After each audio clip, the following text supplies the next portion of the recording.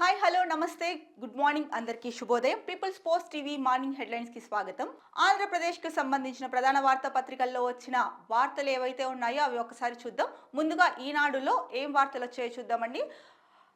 ప్రధాన బ్యానర్ ఐటంగా ఇచ్చారు, వైకాపా పాలన ఓ విపత్తు, వారి హయాంలో ఏపీలో తీవ్ర విధ్వంసం, ఆ 5 ఏళ్లు వృధా అయ్యాయని చింతించొద్దు, రాష్ట్రాభివృద్ధికి అండగా ఉంటాం, చంద్రబాబు మోడీ జోడీతో ఏపీలో సమగ్ర వికాసం, ప్రకృతి వైపరీత్యాల నుంచి కాపాడేది ఎన్డీఆర్ఎఫ్, మానవ ప్రేరేపిత విపత్తుల నుంచి రక్షించేది ఎన్డీఏ. ఎన్డీఆర్ఎఫ్ 20వ వ్యవస్థాపక దినోత్సవంలో కేంద్ర హోంమంత్రి అమిత్ షా ఈ వ్యాఖ్యలు చేశారండి. అలాగే ఇక్కడ ఫోటో చూస్తే కనుక ఎన్డీఆర్ఎఫ్ దక్షిణ ప్రాంగణం ప్రారంభోత్సవం సందర్భంగా శిలాఫలకాన్ని ఆవిష్కరిస్తున్న కేంద్ర హోంశాఖ అమిత్ షా, ముఖ్యమంత్రి చంద్రబాబు, ఉప ముఖ్యమంత్రి పవన్ కళ్యాణ్, మంత్రి కొల్లు రవీంద్ర తదితరులు. ఇక్కడ అమిత్ షా ఒక మాట మాట్లాడారండి.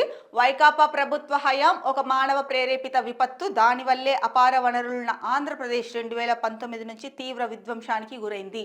అయితే గత 5 ఏళ్లు వృధా అయ్యాయని చింతించొద్దు, ఇప్పుడు చంద్రబాబు మోడీ జోడీ ఏపీ సమగ్ర వికాసానికి తోడ్పడుతుంది, రాష్ట్ర ఉన్నతికి మూడింత వేగంతో కృషి చేస్తాం, అహర్నిశలు రాష్ట్రాభివృద్ధిని కాంక్షించే చంద్రబాబు ఏపీని ఆర్థికంగా పాలనాపరంగా ముందుకు తీసుకెళ్తారు, ప్రధాని మోదీ సంపూర్ణ సహకారం అందిస్తున్నారు, గత 6 నెలల్లో ఆంధ్రప్రదేశ్కు 3 లక్షల కోట్ల పెట్టుబడులు వచ్చేలా చేశారు, చంద్రబాబుకు మోడీ నిరంతరం అండగా ఉంటారు, కేంద్ర హోంశాఖ మంత్రి అమిత్ షా చెప్పారండి ఈ మాటలు. సో ప్రకృతి విపత్తులు వచ్చినప్పుడు జాతీయ విపత్తు ప్రతిస్పందన దళాలు ఎన్డీఆర్ఎఫ్ రక్షిస్తే మానవ ప్రేరేపిత విపత్తుల నుంచి ఆదుకునేందుకు ఎన్డీఏ ముందుంటుందని కేంద్ర హోంశాఖ మంత్రి అమిత్ షా ఉద్ఘాటించారు. ఓకే, ఎన్డీఆర్ఎఫ్ 20వ వ్యవస్థాపక దినోత్సవంలో కేంద్ర హోంశాఖ మంత్రి అమిత్ షా వచ్చారు. అమిత్ షా ప్రారంభోత్సవం కూడా చేశారండి. దక్షిణ ప్రాంగణంలో ఎన్డీఆర్ఎఫ్ దక్షిణ ప్రాంగణ ప్రారంభోత్సవం శిలాఫలకాన్ని ఆవిష్కరించారు. ఈ నేపథ్యంలో మాట్లాడిన కీలక వ్యాఖ్యలు చేశారండి. ఏంటంటే వైకాపా పాలన ఓ పెద్ద విపత్తంట, గడిచిన 5 ఏళ్ళు ఏవైతే ఉందో వైకాపా ప్రభుత్వ హయాంలో 5 ఏళ్ళు వృధా అయ్యాయని చింతించొద్దు, మేమున్నాము, చంద్రబాబు ప్రధానమంత్రి మోడీ గారి జోడీ నాయకత్వంలో రాష్ట్రం ఉరుకులు పరుగులు పెడుతుందన్నట్టు చెప్తున్నారు. నిన్నేమో మాట్లాడుకున్నారు జగన్కి ఎన్ని భవనాలు ఉన్నాయి ఏంటి అనేసి, ఆయన వ్యక్తిగత విషయాల్లోకి వెళ్ళేసి ఆయనకి హైదరాబాద్లో ఇన్ని 100 గదుల బిల్డింగ్ ఉంది, అలాగే బెంగళూరులో ఇన్ని ఎకరాల్లో ఉంది, రిషికొండ పైన ప్యాలెస్లు ఉన్నాయని చెప్పేసి ఆ ముచ్చట్లు అయిపోయినాయి అనమాట. సో పని పాట లేకుండా ముచ్చట్లు పెట్టుకుంటాం కదా, అలాంటివి. అది ప్రజలకు ఉపయోగపడే అంశంలాగా లేదా రాష్ట్రాభివృద్ధికి ఉపయోగపడే అంశంలాగా ఓ పెద్ద బ్యానరు శీర్షికతో ప్రధానంగా ఫస్ట్ పేపర్లో ఇచ్చారండి ఆ న్యూస్. దాని గురించి మనం నిన్న చూసుకున్నాము.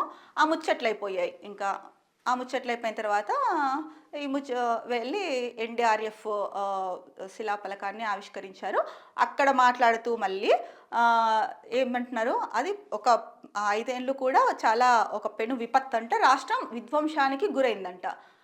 ఎక్కడ గురైంది విధ్వంసానికి? మరి అయితే 2019కి ముందు టీడీపీనే కదండి అధికారంలో ఉండేది అమిత్ షా గారు. మరి అప్పుడు ఏం అభివృద్ధి జరిగింది? ఏదైనా శాశ్వత బిల్డింగ్ గవర్నమెంట్కి ఒకటైనా కట్టారా? లేదా ప్రజలకు చెప్పిన హామీలు అవ్వచ్చు, ఇంకొకటి అవ్వచ్చు, ఏదైనా సరే పూర్తి స్థాయిలో అమలు చేశారా?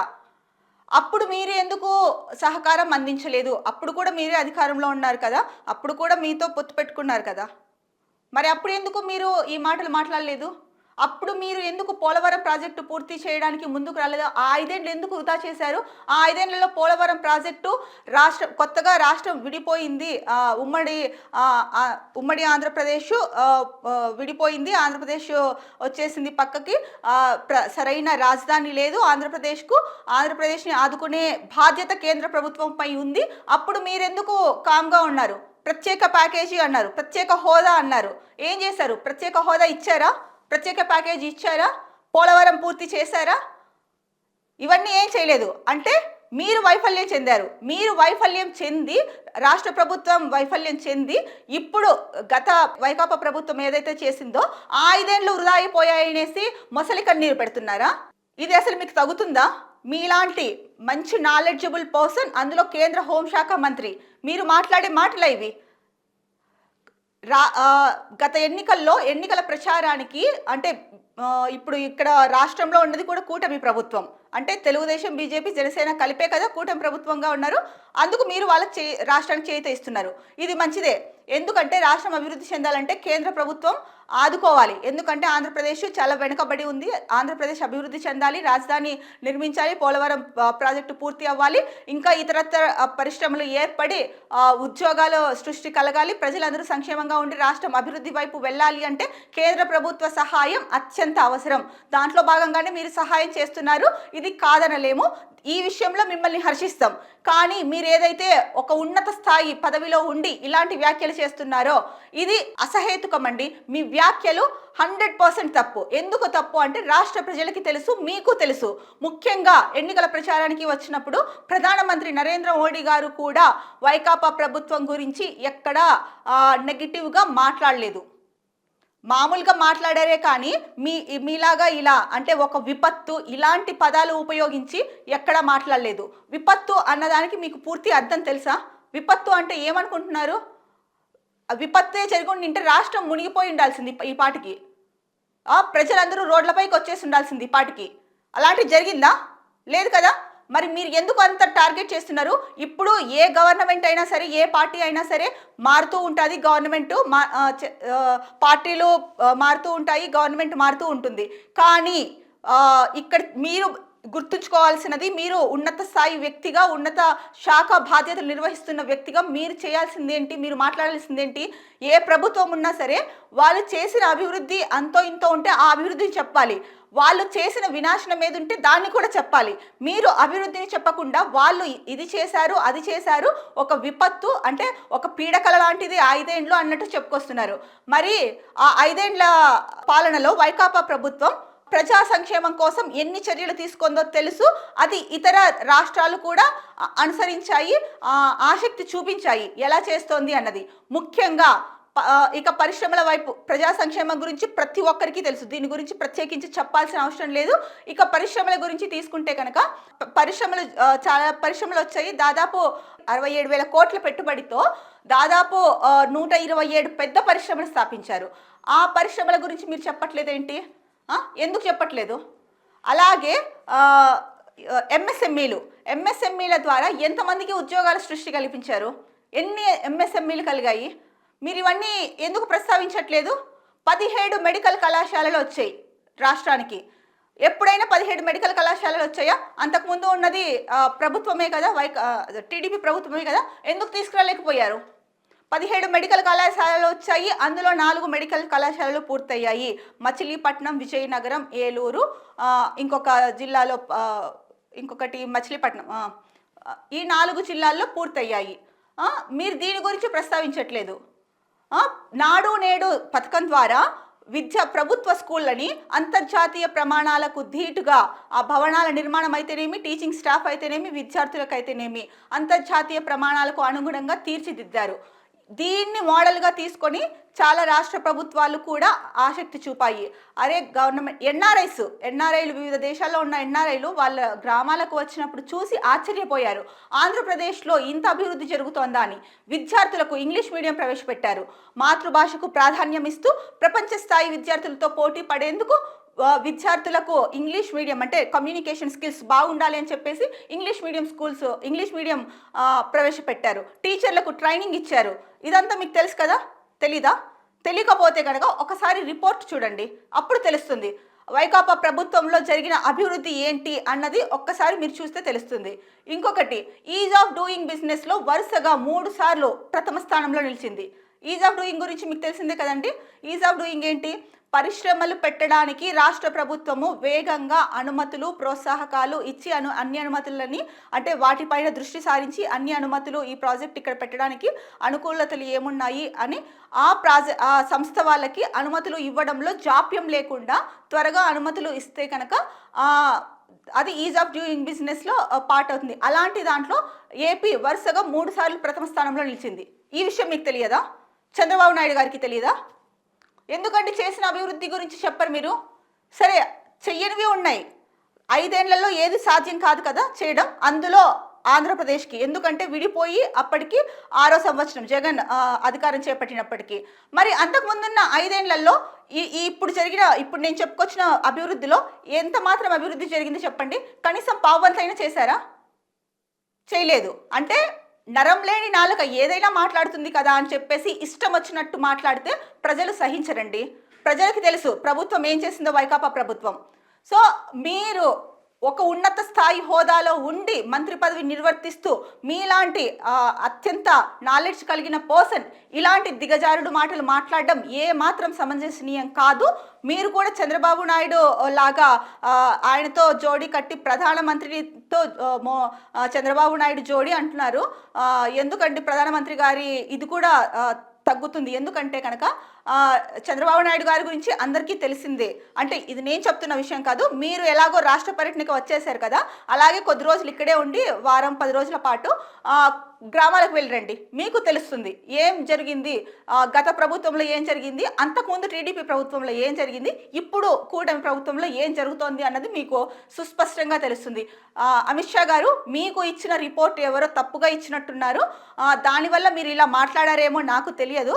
బట్ మీరు ఇలా మాట్లాడితే కనుక ప్రజల ఆగ్రహానికి గురి కావాల్సి వస్తుంది. ఇప్పుడు రాష్ట్ర ప్రభుత్వం ఉన్నది కూటమి ప్రభుత్వమే అయినప్పటికీ సరే మీరు ఏదైతే కనుక గత ప్రభుత్వం చెయ్యలేదు, అదొక పెద్ద విపత్తు అని ఇంత పెద్ద పదాలు వాడారో దీన్ని ఎవరు సహించరండి రాష్ట్ర ప్రజలు.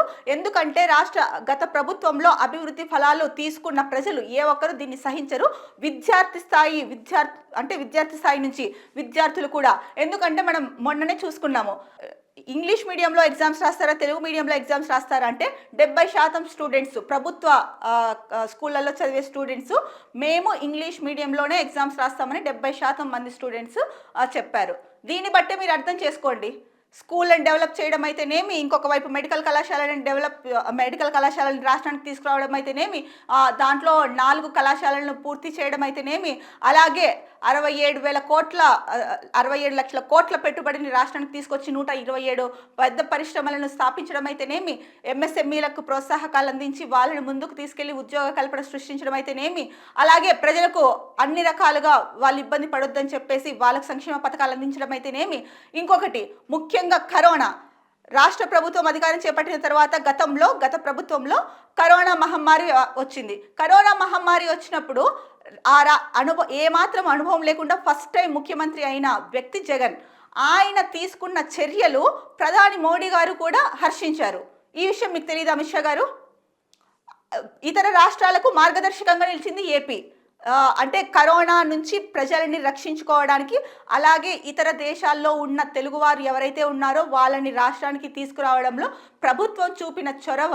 అంటే వాళ్ళని ఎయిర్పోర్ట్కి వెళ్ళి ప్రభుత్వ అధికారులు ఎయిర్పోర్ట్ నుంచి తెలుగు వారిని ఎవరైతే ఉన్నారో వాళ్ళందరినీ తీసుకొచ్చి వాళ్ళ డేటా సేకరించి, అంటే ఏ ఊరికి సంబంధించిన వాళ్ళు ఎవరని ఆ ప్రభుత్వ బస్సులే పెట్టి వాళ్ళని గమ్యస్థానానికి చేర్చింది. ఎవరికైతే కరోనా పాజిటివ్ వచ్చిందో వాళ్ళకి ఆప్షన్ ఇచ్చింది. మీకు ఉచిత క్వారంటైన్లు ఏర్పాటు చేసింది కూడా వైకాపా ప్రభుత్వమే మొట్టమొదటిగా. సో మీరు ఉచిత క్వారంటైన్లో ఉంటారా, లేకపోతే కొంతమంది ఉంటారండి బాగా సంపాదించుకున్న వాళ్ళు అన్ని ఫెసిలిటీస్ కావాలి అనుకున్న వాళ్ళకి ప్రైవేట్ క్వారంటైన్స్ పెట్టింది. సో ఆప్షన్ వాళ్ళకే ఇచ్చింది.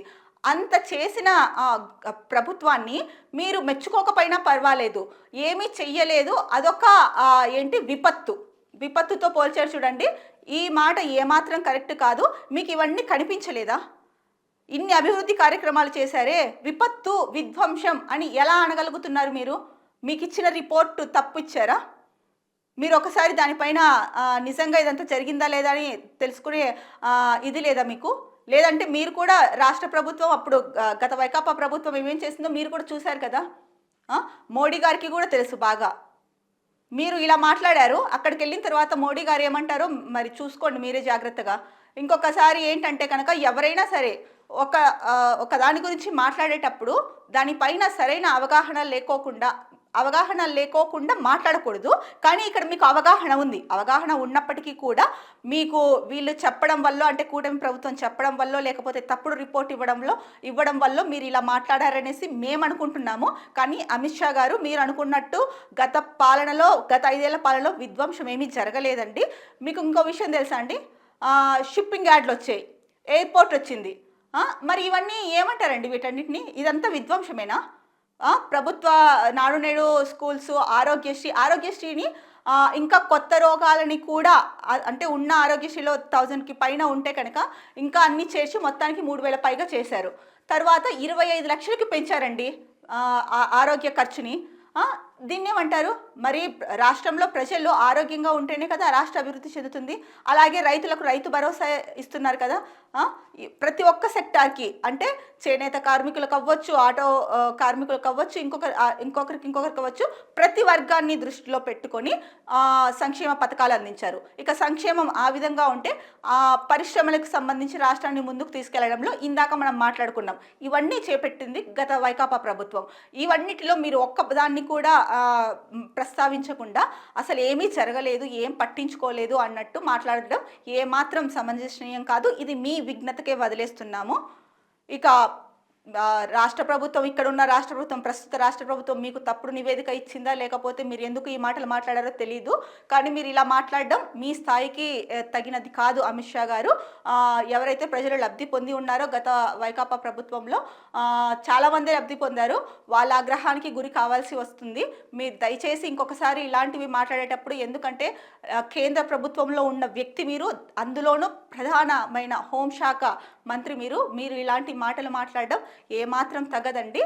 సో ఇది నేను నా మాటగా చెప్పట్లేదు, ప్రజల మాటగా చెప్తున్నాను. ప్రజలందరికీ కూడా తెలుసు గత వైకాపా ప్రభుత్వంలో విధ్వంసం జరిగిందా, అభివృద్ధి జరిగిందా అన్నది.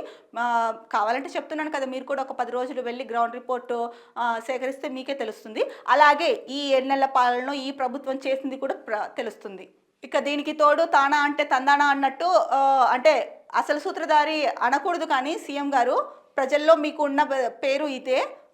నేను ప్రతిసారి మీకు ఇదే చెప్తున్నాను. మీకు ఇట్లాంటివి ఏమైనా అనుమానాలు ఉంటే కనుక గ్రౌండ్ ఫీల్డ్కి వెళ్ళేసి మీరే నివేదిక తెప్పించుకోండి. అక్కడ ప్రజలు మీ గురించి ఏమనుకుంటున్నారు అన్నది, మీ ప్రభుత్వం గురించి ఏమనుకుంటున్నారు అన్నది. అసలు చంద్రబాబు నాయుడు గారు వస్తే ఆంధ్రప్రదేశ్ విడిపోయిన తర్వాత, తెలంగాణ విడిపోయిన తర్వాత బాగా అభివృద్ధి జరుగుతుంది, ఎందుకంటే అనుభవం ఉన్న వ్యక్తి సీఎం అయ్యారు అని చెప్పేసి బాగా జరుగుతుందని చెప్పేసి అనుకున్నారు.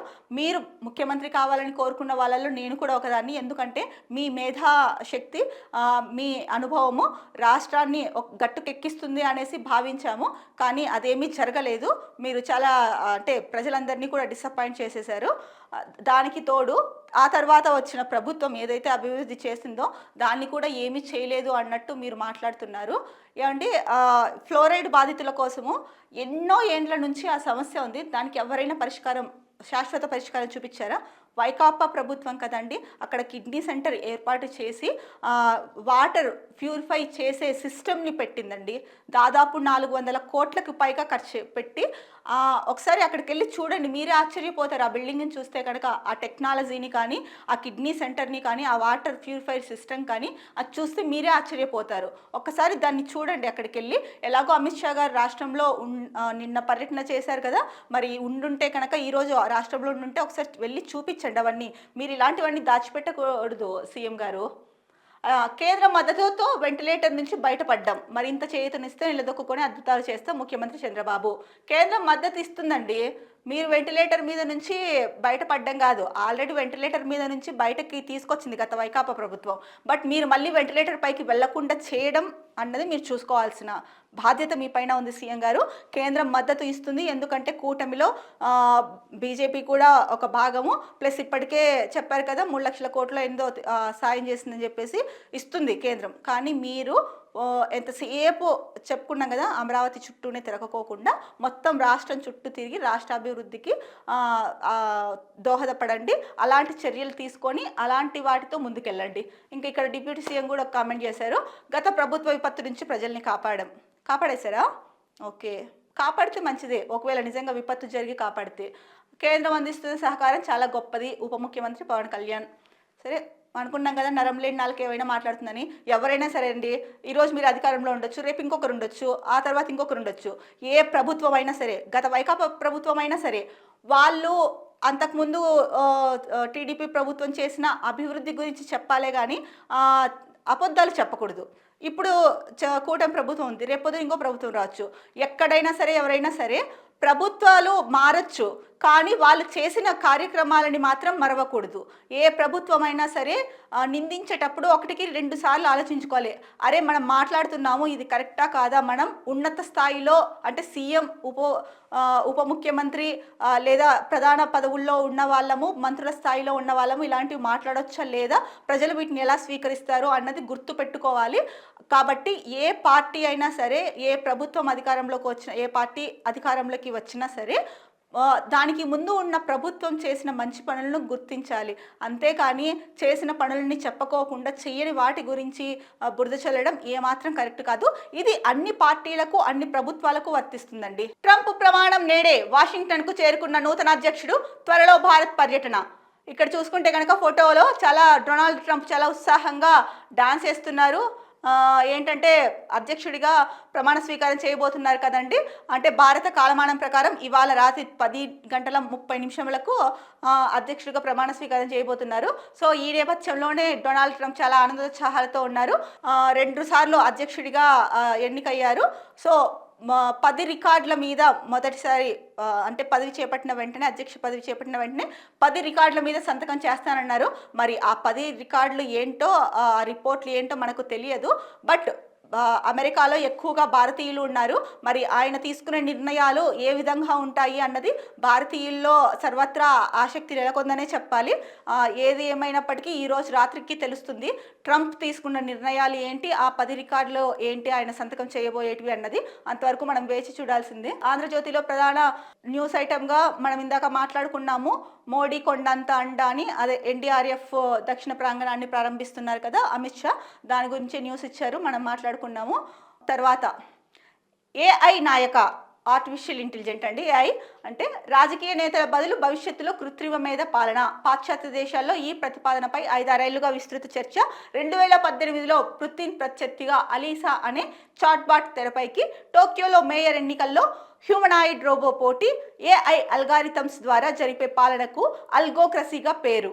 మరి ఇది నిజంగా ఆర్టిఫిషియల్ ఇంటెలిజెన్స్ ద్వారా ఒక కృత్రిమ నాయకుల్ని సృష్టించి కృత్రిమ పాలనని చేసే అవకాశం ఉందా ఫ్యూచర్లో అన్నది వేచి చూడాలి. ఎందుకంటే రోజు రోజుకి టెక్నాలజీ పెరుగుతోంది.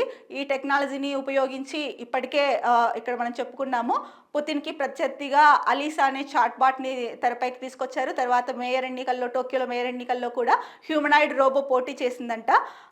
సో ఏఐ అల్గారిథమ్స్ ద్వారా జరిపే పాలనకు పేరు కూడా పెట్టేశారంట అప్పుడే, అల్గోక్రసీ అని. సో ఇది చాలా ఇంట్రెస్టింగ్గా ఉంది వార్త. మరి నిజంగా భవిష్యత్తులో ఇది జరుగుతుందా లేదా అన్నది వేచి చూడాలి. ఇక మరో ముఖ్యమైన వార్తాపత్రిక దిశ చూసుకుంటే కనుక, దిశలో ప్రధాన బ్యానర్ ఐటమ్ కౌన్ బనేగా దావోస్ దాదా. సింగిల్గా వెళ్తున్న తెలంగాణ సీఎం. కుమారుడిని వెంట పెట్టుకుని వెళ్లిన ఏపీ సీఎం. పెట్టుబడులే లక్ష్యంగా పాత మిత్రుల పయనం. వరల్డ్ ఎకనామిక్ ఫోరం సదస్సుపై ఇరు రాష్ట్రాల్లో ఆసక్తికర చర్చ. తెలుగు రాష్ట్రాల్లో సంక్రాంతి సంబరాలు ముగిసిన AP TDP, Telangana Congress party అభిమానులకు మాత్రం మరో సంక్రాంతి సోమవారం నుంచి ప్రారంభం కాబోతోంది. దావోస్లో ఈ నెల 20 నుంచి 24 వరకు జరగనున్న వరల్డ్ ఎకనామిక్ ఫోరం సదస్సులో సంక్రాంతి పుంజుల కంటే బలంగా AP CM Chandrababu Naidu, Telangana CM Revanth Reddy మధ్య పెట్టుబడులను ఆకర్షించే పోటీ జరగనుందని ఆ పార్టీ అభిమానులు అంటున్నారు. అత్యధిక పెట్టుబడులను ఆకర్షించే సత్తా 40 ఇయర్స్ ఇండస్ట్రీ, 4 టైమ్స్ సీఎం చంద్రబాబుదా, ఆయన శిష్యుడు తొలిసారి సీఎం రేవంత్ రెడ్డిదా అన్న చర్చ ఇరు రాష్ట్రాల్లోనూ జరుగుతోంది. ఈసారి ఏపీ సీఎం చంద్రబాబుతో పాటు ఆయన కుమారుడు లోకేష్ కూడా వెళ్తుండడం ఆసక్తిని రేపుతోంది. నిజంగానే అంటే దావోస్ సదస్సులో పెట్టుబడులు ఏ విధంగా తీసుకొస్తారు అన్నది కనుక పక్కన పెడితే, ఒకరు గురు శిష్యులు ఇద్దరు 2 రాష్ట్రాలకి సీఎంలు, 2 తెలుగు రాష్ట్రాలకి, ఒకరు ఆంధ్రప్రదేశ్కి చంద్రబాబు నాయుడు, తెలంగాణకి రేవంత్ రెడ్డి, వీళ్ళిద్దరూ దావోస్లో కలుస్తున్నారు మళ్ళీ దావోస్ సదస్సులో. మరి ఏ రాష్ట్రం ఎన్ని పెట్టుబడులను రాష్ట్రానికి తీసుకొస్తుంది, ఎన్ని కంపెనీలతో ఒప్పందాలు కుదుర్చుకుంటుంది అన్నది సర్వత్రా ఆసక్తి నెలకొంది. ఇటువైపేమో తెలంగాణ రాష్ట్ర సీఎం ఒకరే వెళ్ళారు రైజింగ్ టీంతో, అటువైపేమో ఏపీ సీఎం తన కుమారుడు మంత్రి నారా లోకేష్ని తీసుకొని ఇంకొక 50 మంది దాకా వెళ్తారు అన్నది మనము 2-3 రోజుల క్రితం న్యూస్ చూసాము.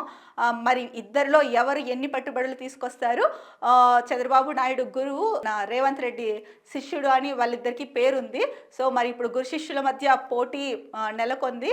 ఎవరు అక్కడ మాట్లాడే విధానం కానీ, రాష్ట్రంలో పెట్టుబడులు పెట్టేందుకు ఉండే అనుకూల వాతావరణం గురించి చెప్పడంలో కానీ, ప్రభుత్వం అందించే ప్రోత్సాహకాల గురించి కానీ అక్కడ సదస్సులో మాట్లాడి కంపెనీలను ఒప్పించి ఎవరు ఎన్ని భారీ ఒప్పందాలు చేసుకొని వస్తారో అన్నది వేచి చూడాల్సిన అంశం అండి. ఇక్కడ మరో న్యూస్ ఐటెం చూస్తే, మీడియా బాధ్యతాయుత పాత్ర పోషించాలి, జ్యుడిషియల్ ప్రాంతీయ సదస్సులో న్యాయమూర్తులు. కోర్టులు, మీడియా పరస్పర సహకారంతో సమన్వయంతో పనిచేయాల్సి ఉందని, జవాబుదారీతనంతో బాధ్యతాయుతమైన పాత్ర పోషించాలని న్యాయమూర్తులు అభిప్రాయపడ్డారు. విశాఖ ఏయూ కన్వెన్షన్ హాల్లో ఏర్పాటు చేసిన సౌత్ జోన్ 2 2 రోజుల క్రితం జ్యుడిషియల్ ప్రాంతీయ సదస్సులో భాగంగా ఆదివారం జ్యుడిషియరీ మీడియా అనే అంశంపై చర్చ జరిగింది. ఈ చర్చలో న్యాయమూర్తులు పేర్కొన్నది ఏంటంటే, మీడియా బాధ్యతాయుతమైన పాత్ర పోషించాలని న్యాయమూర్తులు కూడా చెప్తున్నారండి. ఎందుకంటే మనం ఇదివరకు అంటే ఇంత ముందు న్యూస్ అనాలిసిస్లో చెప్పుకున్నాం, మీడియా ఇదేంటి ప్రజాస్వామ్యంలో 4th పిల్లర్ మీడియా అంటారు. ఎందుకంటే అంత శక్తివంతమైన వ్యవస్థ మీడియా. కాబట్టి ప్రజలకు, ప్రభుత్వానికి వారధిగా నిలిచేది కూడా మీడియాని. ప్రభుత్వం ఏం చేస్తోంది, మంచి చేస్తోందా లేకపోతే ఇంకొక విషయాలు చేస్తోందా అన్నది ప్రజల్లోకి తీసుకెళ్లే బాధ్యత మీడియా పైన ఉంది. అంత పవర్ఫుల్ ఏంటి అంటే, ఒక రకంగా చెప్పాలి అంటే నా దృష్టిలో గవర్నమెంట్ కన్నా కూడా పవర్ఫుల్ ఏదైనా ఉందా అంటే అది మీడియానే. సో అలాంటి మీడియా కీలకమైన బాధ్యతాయుత పాత్ర పోషించాలి అని చెప్తున్నారు. అంటే ఆ వాస్తవాలకు దూరంగా ఉండేసి ఉన్నది ఉన్నట్టు చెప్పడం. అంటే మనం ఈ మధ్య కాలంలో చూసుకుంటే కనుక కొన్ని వార్తా ఛానల్స్ అవ్వచ్చు, దినపత్రికలు అవ్వచ్చు, పార్టీలకు ఈ పార్టీకి సంబంధించింది ఈ పత్రిక, సో పార్షాలిటీగా వాళ్ళకు తప్పు చేసినా ఒప్పు చేసినా పాజిటివ్గా రాస్తాయి. ఇంకొక రకమైన పేపర్లు, టెలివిజన్ ఛానల్స్ చూసుకుంటే మేము ఈ పలానా పార్టీకి అని చెప్పేసి వాళ్ళు తప్పు ఒప్పులు చేసినా సరే ఒప్పులనే రాస్తారనమాట. సో ఇలాంటిది లేకుండా పత్రికా వ్యవస్థ బాధ్యతాయుతంగా వ్యవహరించాలి. పత్రికా వ్యవస్థే కాదండి, మొత్తం మీడియా అంటే ఛానల్స్ అవ్వచ్చు, యూట్యూబ్ ఛానల్స్ అవ్వచ్చు, అలాగే న్యూస్ పేపర్స్ అవ్వచ్చు, ఏదైనా సరే బాధ్యతాయుతంగా పాత్ర పోషించాలని చెప్పేసి న్యాయమూర్తులు కూడా చెప్పారు. సో మీడియా పైన చాలా బాధ్యత ఉంది. అందరికంటే చెప్పాలంటే రాష్ట్ర ప్రభుత్వాల కన్నా కూడా మీడియా మీదే బాధ్యత ఎక్కువ ఉంది అని నా ఉద్దేశం అండి. మరో ముఖ్యమైన న్యూస్ చూసుకుంటే కనుక, మహాకుంభమేళాలో భారీ అగ్ని ప్రమాదం, 2 గ్యాస్ సిలిండర్లు పేలడంతో మంటలు, కాలి బూడిదైన 100కు పైగా టెంట్లు. శాస్త్రి బ్రిడ్జి సమీపంలోని సెక్టార్ 19 క్యాంపులో ఘటన. సహాయక చర్యలను పర్యవేక్షించిన సీఎం యోగి. సో మహాకుంభమేళా జరుగుతోంది మనకు ప్రయాగ్రాజ్లో, తెలిసిందే అండి. అక్కడ అనుకోని పరిణామం జరిగింది. భారీ అగ్ని ప్రమాదం జరిగి 100కు పైగా టెంట్లు కాలిపోయాయంట. సో ప్రమాదవశాత్తు దేవుడి దయ వల్ల ఎవరికి ఏమీ కాలేదు. ఇక్కడైతే కనుక 20 న్యూస్ ఏది రాలేదు. ఆ శివయ్య తండ్రి ఆశీర్వాదాల వల్ల ఎవరికి ఏం కాలేదనేసే భావిస్తున్నాము. ఎవరికి ఏం కాకూడదు కూడా. అందరూ ఏదైతే భక్తి శ్రద్ధలతో వెళ్ళారో భక్తి శ్రద్ధలతో దేవుడిని పుణ్యస్నానాలు ఆచరించి దేవుడి ఆశీర్వాదాలు తీసుకొని క్షేమంగా ఇంటికి రావాలనేసి కోరుకుంటున్నామండి. ఇక ఆంధ్రప్రదేశ్కి సంబంధించి మరో ముఖ్యమైన వార్తాపత్రిక సాక్షిలో వచ్చిన ప్రధాన బ్యానర్ ఐటమ్ చూసుకుంటే కనుక, బడికి ఉరి, సర్కారు బడులకు ముంచుకొస్తున్న ప్రమాదం, దుమారం రేపుతున్న జీవో 117 ప్రత్యామ్నాయ మార్గాలు. ప్రైమరీ మోడల్ స్కూళ్ల పేరుతో కొత్త విధానం. ఇకపై 3 నుంచి 5 తరగతులు చదవాలంటే ఊరు దాటాల్సిందే. జీవో 117 ప్రకారం 4731 స్కూళ్లలోనే 3 నుంచి 5 తరగతుల విలీనం. కొత్త విధానం వల్ల 34,000 ప్రాథమిక పాఠశాలలపై ప్రభావం, 12,000 ఏకోపాధ్యాయ పాఠశాలను మూసివేసే ప్రమాదం, 15,000కు పైగా ఉపాధ్యాయ పోస్టులు మిగిలే అవకాశం. విద్యార్థులు తక్కువ ఉన్న చోట పాఠశాలలు మూసివేసే ఛాన్స్, మిగులు ఉపాధ్యాయులు ఉండడంతో డిఎస్సి ఇచ్చే అవకాశం లేనట్టే. ఇది ఒక రకంగా విద్యార్థులకు, టీచర్లకి, అది కాక ఎవరైతే బీఈడి చేసి డిఎస్సి కోసం వెయిట్ చేస్తున్నారో టీచర్ జాబ్ కొట్టాలని వాళ్ళందరికీ కూడా ఒక రకంగా ఇది బ్యాడ్ న్యూస్ అనే చెప్పాలి. ఎందుకంటే ఇప్పుడు 3 నుంచి 5వ తరగతి చదివే పిల్లలు వేరే ఊరికి వెళ్ళి చదువుకోవడం ఎంత కష్టం అంటే ప్రభుత్వ పాఠశాలలో. ప్రైవేట్ స్కూల్స్ అంటే బస్సులు పంపిస్తే చేస్తుంది, ఇదంతా మనకు తెలిసిందే. మరి ప్రభుత్వ పాఠశాలల్లో చదవాల్సిన పిల్లల్ని అందులో 3వ తరగతి నుంచి 5వ తరగతి వరకు పిల్లలు అంటే చాలా చిన్న పిల్లలు. వాళ్ళకి సరే దానికి ఏమైనా మీరు ప్రత్యామ్నాయం ఇస్తున్నారా రాష్ట్ర ప్రభుత్వము? అంటే బస్సులు ఏర్పాటు చేసి వాళ్ళని స్కూల్స్‌లో దింపి స్కూల్స్ నుంచి మళ్ళీ ఇంటికి క్షేమంగా చేరవేసే ప్రయత్నాలు ఏమైనా ఉన్నాయా? అలాంటివి ఉంటే గనక అంటే మీరు ఇలాంటివి లేకపోతే కనుక ఇలాంటి ప్రత్యామ్నాయాలు అంటే మీరు ఇలాంటివి చేయాలనుకున్నప్పుడు ఇలాంటి వాటిని ఏర్పాటు చేసి పిల్లల్ని స్కూల్‌కి వెళ్ళే విధంగా చేయండి. గత ప్రభుత్వం పిల్లల్ని బడిబాట పట్టించింది. మీరు ఇలాంటివి చేసి పిల్లల్ని అంటే పేరెంట్స్ ఉంటారు, పనులకు వెళ్ళే పేరెంట్స్ చాలామంది ఉంటారు. వాళ్ళు పిల్లల్ని వేరే ఊరికి వెళ్ళి చదువుకొని వచ్చే వాళ్ళకొక టెన్షను. సో ఎందుకులే ఏదో ఒక పని చేసుకుంటారు అని బడి మాన్పించే అవకాశాలు కూడా ఉన్నాయి. ఇలాంటివి జరగకోకుండా చూసుకోవాల్సిన బాధ్యత రాష్ట్ర ప్రభుత్వం మీద ఉంది. ఇంకొకసారి మీరు ఇలాంటి నిర్ణయాల మీద పునఃసమీక్షించి ఎటువంటి అంటే ప్రాక్టికల్గా ఎటువంటివి ఎదురవుతాయి అన్నది ఆలోచించి నిర్ణయం తీసుకుంటే బాగుంటుంది అని చెప్పేసి అనుకుంటున్నామండి. ఇంకొక ముఖ్యమైన న్యూస్, బాబు ఇందులో ఒక్కటైనా వచ్చిందా? 2014 నుంచి 19 మధ్య 4 సార్లు చంద్రబాబు, ఒకసారి లోకేష్ దావోస్ పర్యటన, భారీ పెట్టుబడులు ఆకర్షించామంటూ ఏటా కథనాలు. 2015లో Microsoft founder Bill Gates, CEO Satya నాదెళ్లతో సమావేశం. విశాఖకు మైక్రోసాఫ్ట్తో పాటు ఇన్ఫోసిస్, విప్రో డేటా సెంటర్లు వస్తున్నాయంటూ ప్రకటన. 2016లో మియర్ బర్గర్, ఫిస్లోమ్ సోలార్ మాడ్యూల్ తయారీ యూనిట్లు వస్తున్నాయని డప్పు కొట్టుకున్నారు. 2000 కోట్లతో గెర్జీ టెక్స్టైల్స్ మెగా టెక్స్టైల్స్ పార్క్ ఏర్పాటు అంటూ ప్రచారం చేశారు. 2017లో జనరల్ అట్లాంటిక్ 43,000 కోట్ల పెట్టుబడులని విశాఖలో యూకేకి చెందిన ఇంటర్నేషనల్ హాస్పిటల్స్ 500 పడకల ఆసుపత్రి అని కథనం ప్రచురించారు. విశాఖలో నోవార్టిస్ R&D కేంద్రం. 2018లో కృష్ణపట్నం వద్ద సౌదీ ఆరామ్కో చమురు శుద్ధి కర్మాగారం, గూగుల్, యాక్సెంచర్ డేటా సెంటర్లు, హిటాచీ పెట్టుబడులు అంటూ ప్రచారం. 2019లో JSW 3,500 కోట్ల పెట్టుబడుల ఒప్పందం, డెలాయిట్, ఫెగా సిస్టమ్స్తో యూనిట్ల ఏర్పాటుకు ఆసక్తి అంటూ ప్రకటనలు. కానీ ఒక్క పెట్టుబడి సాధించలేకపోయిన బాబు సర్కార్. చంద్రబాబు నాయుడు గారు మిమ్మల్ని ఉద్దేశించే ఈ వార్త, మీరు దావోస్ పర్యటనకు వెళ్ళినప్పుడు చాలా ప్రాజెక్టులు తీసుకొచ్చాము అని చెప్పేసి మీరు 4 సార్లు వెళ్ళారు 2014 నుంచి 18 మధ్యలో.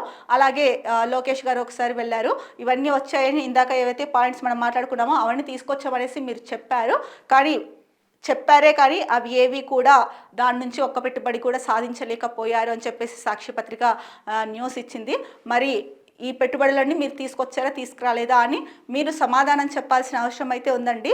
ఎవరికి? ప్రజలకు. ఎందుకంటే ప్రజలే కదా మిమ్మల్ని గెలిపించింది. సో ప్రజలకు సమాధానం చెప్పాల్సిన అవసరం ఉంది. ఒకవేళ ఇందులో ఏదైనా తప్పు ఉంటే కనుక చెప్పొచ్చు, మేము ఇది చేశాము అయినా కూడా ఇలాంటి తప్పుడు వార్తలు ఎందుకు రాస్తున్నారు అని చెప్పేసి.